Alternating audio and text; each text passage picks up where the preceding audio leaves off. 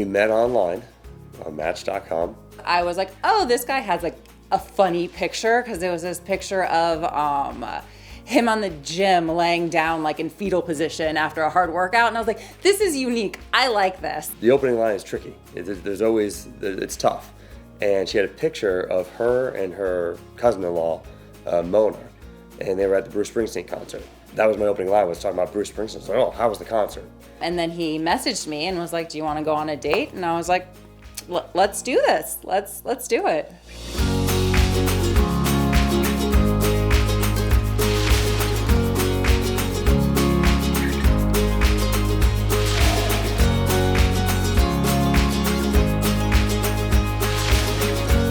When she walked in the door, I knew it instantly.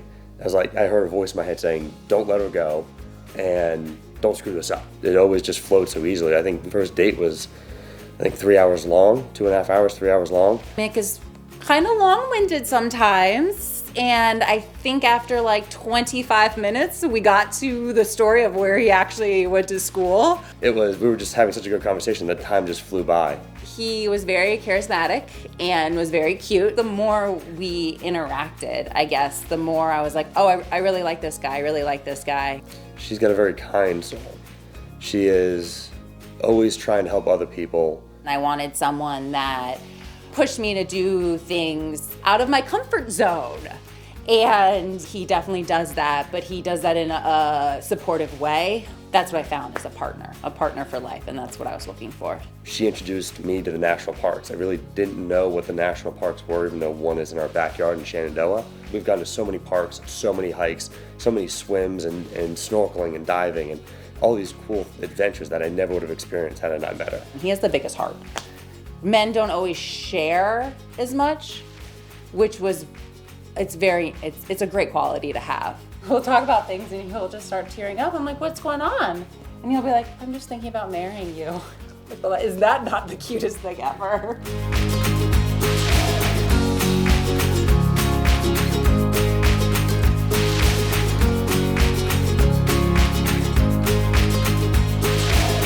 I said I love you first. You did. But I used like a weird metaphor, I think, for, I forget what it was. It was, when are you gonna tell me that you love me? And I was like, I don't know if it was that forward. But that's how it felt. This is a me story. Yeah. Yeah. Okay. So, when are you gonna tell me that you love me? What? Well, because I love you. Oh. Okay, good. I just thought it was both of us feeling it. But yeah. I don't remember it quite the same. You definitely initiated it, and that's how I choose to remember it. That is fair. I choose to remember it a little bit softer than that. It's not as aggressive.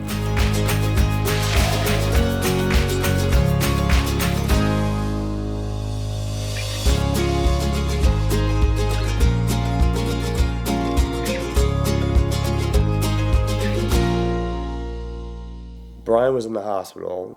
Him and I were just talking about it. Brian was like, well, what's taking you so long? If I didn't ask her to marry me, he was going to ask her. They went and actually picked out the ring together. And Brian goes, get the clearer one. It's not as big, get the clearer one. And I was like, but she wants this one. Like, this meets all the criteria. And Brian's like, that's the one I would get her. I'm like, well, this is the one she wants. Brian, to this day, would say, you got the wrong ring. You got the wrong ring. I told you to get the better ring. When I asked her dad for permission, I tried to come up with some sort of reason to go over there and see him. And so, hey, I got some honor wine. I want to bring it over and share it with you. We go over there, we're talking about grilling meat, we're talking about Keneal Bay, we're talking about wine. And at the very end, he just looks up and goes, anything else you want? I want to ask her your daughter's hand in marriage. And all the weight, all the wind, came out of my lungs as I got that one sentence out, and all the weight went to my toes. He just goes, yeah, I think it's a good idea.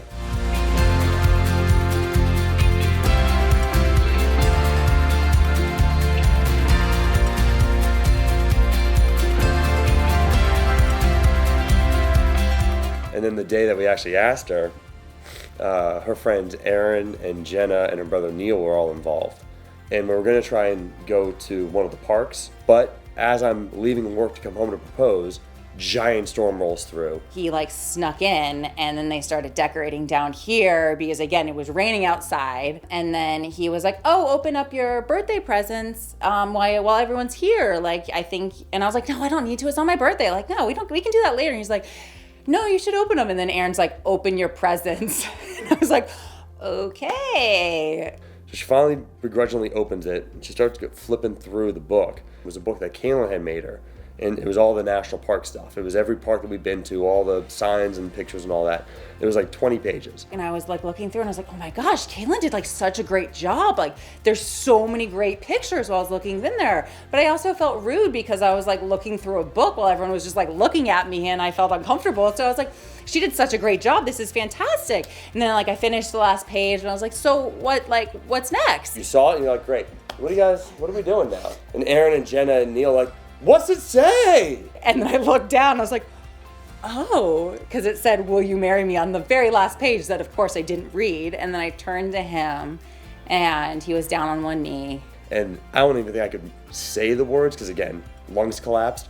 But I think that I mouthed it, so that kind of counts. But it was fantastic. He wanted it to be a surprise, and it was. I know this wrapping paper. I don't. It was in the room. What do I know?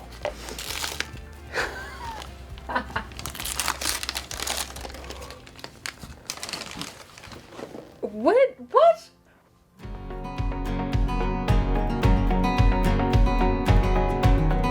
I love you, but we gotta win this thing.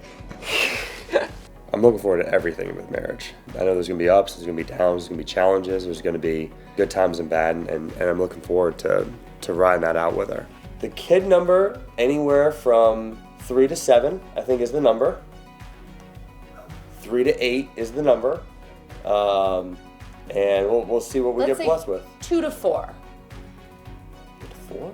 I mean, if we did have kids. Mark or it. Twins, sorry. 4. I heard 4. Realistically, Nelson, it's what'd you probably hear? gonna Did be you 2 or hear 3. 4? When she starts coming down the aisle, I'm probably going to cry for the 3/4 of the mass till the very end, and then when we walk out, I'll probably cry again. So there'll be like a brief time around communion where I'll be okay. I'll hold you to that. I love you. Love you too. We got the treasure! Congratulations! Yay!